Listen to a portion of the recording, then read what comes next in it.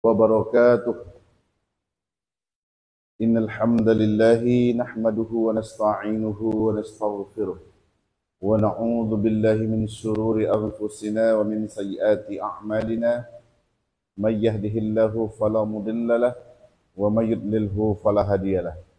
أشهد أن لا إله إلا الله وحده لا شريك له وأشهد أن محمدا عبده ورسوله. اللهم صل على سيدنا Muhammad wa ala alihi wa sahbihi wa sallim. Pertama sekali malah kita bersyukur kepada Allah Subhanahu wa taala. Alhamdulillah, pada siang hari yang berbahagia ini Allah masih memberi kita nikmat kesehatan.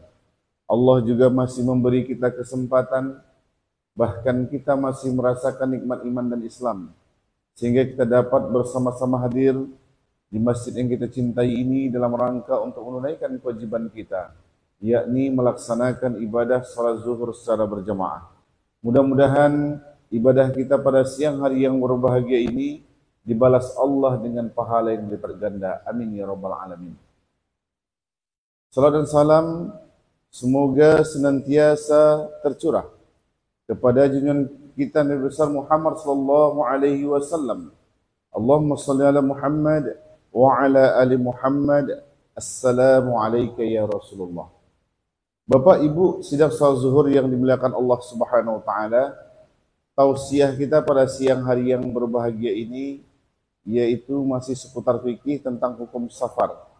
Apa itu safar? Safar itu perjalanan. Dalam perjalanan tentu ada ketentuan-ketentuan yang telah ditetapkan oleh Allah Subhanahu wa taala. Bahkan kita berjalan di muka bumi ini merupakan perintah dari Allah. Sebagaimana Allah Subhanahu wa taala berfirman di dalam surah Al-Imran ayat 137, Qad khalat min qablikum sunanun fasiru fil ard fanzuru kaifa kana akibatul mukazzibin. Sesungguhnya telah disampaikan sunnah-sunnah Rasul sebelummu, dan berjalanlah di muka bumi ini dan perhatikanlah bagaimana akibat orang-orang yang berbuat dusta. Maka Bapak Ibu, ini satu perintah dari Allah. Kita dibolehkan untuk berjalan di muka bumi ini atau safar, namun ada ketentuan-ketentuan dan sunnah-sunnahnya. Kemudian di ayat yang lain Allah SWT berfirman, "Wala tamshi fil ardi maraha." Dan janganlah kalian berjalan di muka bumi ini dalam keadaan sombong. Apa maksudnya? Berjalan itu dalam rangka untuk angkuh dan ingkar kepada ketentuan Allah.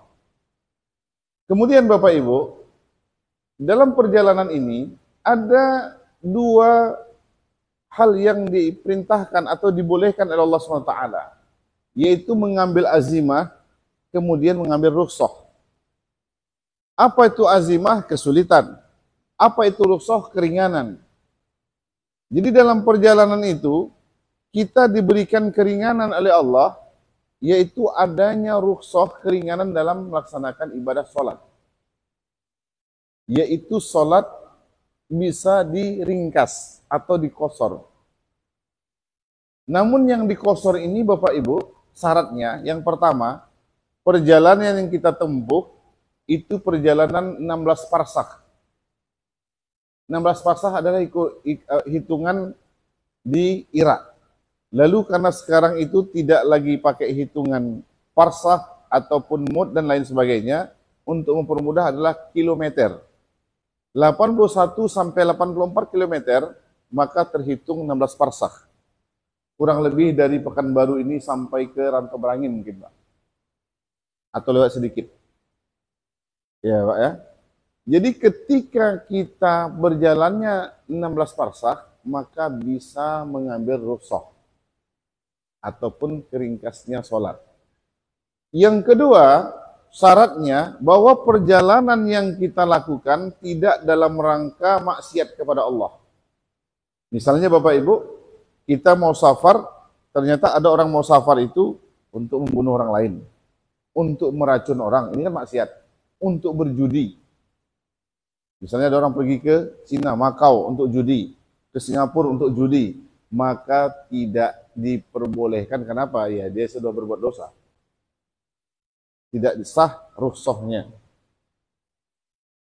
Jadi perjalanannya tidak dalam rangka maksiat. Yang ketiga, pada saat dia melaksanakan sholatnya, tidak berjamaah dengan orang yang mukim. Mukim itu orang tempatan. Jadi misalnya gini Bapak Ibu, kita yang mempermudah kita ini yang sering safar mungkin ke Sumatera Barat. Kita pulang baik ke Sumatera Barat, ke Rohil, kemana pokoknya perjalanan yang melebihi 81 km. Kita berjalan atau safar, lalu biasa kan berhenti, istirahat untuk sholat ataupun makan minum. Pada saat sholat, ternyata di situ masjid orang kampung. Masjid orang kampung sana. Akhirnya kita bermakmum dengan mereka. Pada saat bermakmum, itu tidak bisa rukhsah. Kita harus mengikuti imam tadi. Jadi imam itu sholat isya 4 rakaat dia buat, ya kita 4 rakaat. Jadi kapan kita bisa rukhsah? Ya ketika imamnya itu sama-sama musafir. Sama-sama musafir. Kemudian rukhsahnya itu hanya sholat yang 4 rakaat. Sholat isya, zuhur, asar. Itu yang bisa diringkas, yang 4 menjadi 2, Pak. Kalau yang lain namanya jamak, ya kan? Jamak. Jadi ada rukhsah, kemudian ada jamak. Jamak itu menggabungkan 2 waktu sholat. Namun Allah telah menetapkan pasangan jamak sholat ini. Pasangan ingin menjamak sholat zuhur, itu pasangannya asar. Maghrib, pasangannya isya. Subuh tidak ada pasangannya, sendiri. Selain dari 4 rakaat, tidak boleh rukhsah, tidak boleh diringkas. Misalnya subuh, berapa rakaat? 2, jangan diringkas jadi 1. Itu tidak, jadi hanya 4 rakaat. Jadi ini ketentuan Bapak Ibu ketika kita melakukan safar. Lalu bagaimana kalau seandainya di dalam satu perjalanan itu ada yang bilang, ada yang mengusulkan kita nggak usahlah jamak atau kita nggak usahlah rukhsah, kita normal saja. Itu pilihan, Pak. Tapi jangan disalahkan orang yang ambil rukhsah, kan ada tuh. Masa kita yang bawa mobil kita ringkas pula sholatnya? Ada yang begitu kan Bapak Ibu? Yang membolehkan dan mengizinkan kita meringkas sholat ini Allah, bukan supir. Jadi ketika Allah berikan keringanan, ambil saja kalau mau kita ambil. Namun di dalam usul fikih, kan tadi rukhsah namanya, satu lagi azimah. Mengambil azimah, mengambil kesulitan itu lebih utama. Itu yang ditetapkan oleh syarak. Ini hukum pertama ketika safar. Hukum kedua Bapak Ibu, yaitu kalau yang berjalan ini wanita. Ada sebuah hadis yang diriwayatkan oleh Ibnu Mas'ud, termasuk Abu Hurairah dan juga Ibnu Umar. Rasulullah SAW bersabda, la yahillu li imra'atin an tu'minuna billah wal yaumil akhir. Tidak halal bagi wanita yang beriman kepada Allah dan hari kiamat, antusafira, berjalan, musafir, illa ma'a dhi mahramin, kecuali bersama mahram. Mahram seorang wanita yang terdekat, kalau dia belum menikah, ayah, abang kandungnya, itu mahram, kakek termasuk mahram, paman kandungnya, saudara ayahnya nih, termasuk juga saudara ibu itu mahram yang laki-laki. Kalau dia sudah menikah, cukup sama suaminya walaupun ayah tak ikut, itu mahram. Perjalanan berapa lama wanita ini harus didampingi mahram? Perjalanan 1 hari 1 malam, Pak. Lalu bagaimana kalau ibadah haji? Ibadah haji.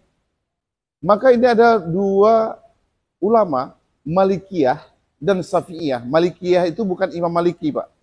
Tapi Malikiyah itu pengikut Imam Maliki. Syafi'iyah pengikut Imam Syafi'i. Tapi dia ulama juga yang mengambil pendapat Imam Syafi'i dan juga membuat kitab. 2 ulama ini memberikan pendapat boleh wanita muslimah tanpa mahram kalau dia bersama rafiqah amin. Rafiqah amin itu wanita yang dapat dipercaya.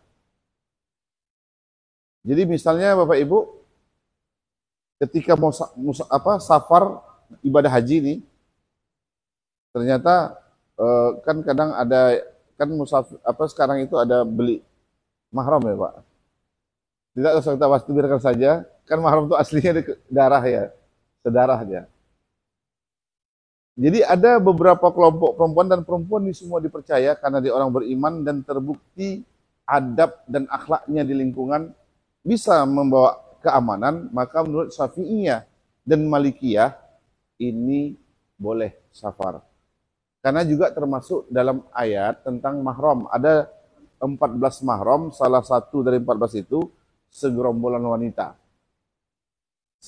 Misalnya kan ada rombongan ibu-ibu majlis taklim mau pergi gathering ke Sumbar misalkan mungkin berapa hari, 3 hari karena ada segerombolan, maka dalam kitab surat An-Nisa itu ayat 24 ada 14 mahram, salah satunya kelompok wanita termasuk sudah bermahram. Kenapa? Wanita itu bisa dipercaya. Tetapi kalau dia bersama wanita yang tidak bisa percaya, bisa jadi, mohon maaf Bapak Ibu, tidak percaya itu begini. Yang mendampinginya adalah wanita yang ketika bicara membuat laki-laki tergoda. Paham maksud Bapak Ibu? Sehingga ini akan membahayakan keluarga kita yang perempuan ini pergi bersama dia. Maka tidak boleh. Itu kalau ibadah haji. Nah, kalau menurut Syafi'iyah dan Malikiyah, selain dari ibadah haji, tak boleh wanita itu harus bersama mahramnya. Ini musafir, hukum musafir. Namun ada pendapat lagi yang lain, karena kenapa wanita itu harus pergi dengan mahramnya, itu dikarenakan khawatir ada fitnah.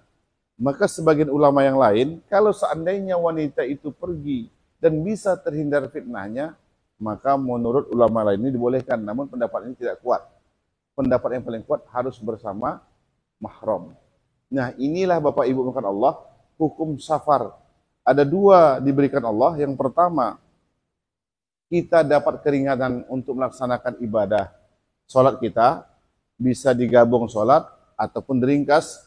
Yang kedua, ketika wanita yang safar, utamanya wanita itu mesti bersama mahramnya. Barangkali mungkin Bapak Ibu, ini yang bisa kami sampaikan. Mohon maaf atas segala kekurangan. Mudah-mudahan segala aktivitas kita selalu sesuai dengan ketentuan Allah. Subhanakallah bihamdika asyhadu an la ilaha illa anta astaghfiruka wa atubu ilaik. Wassalamualaikum warahmatullahi wabarakatuh.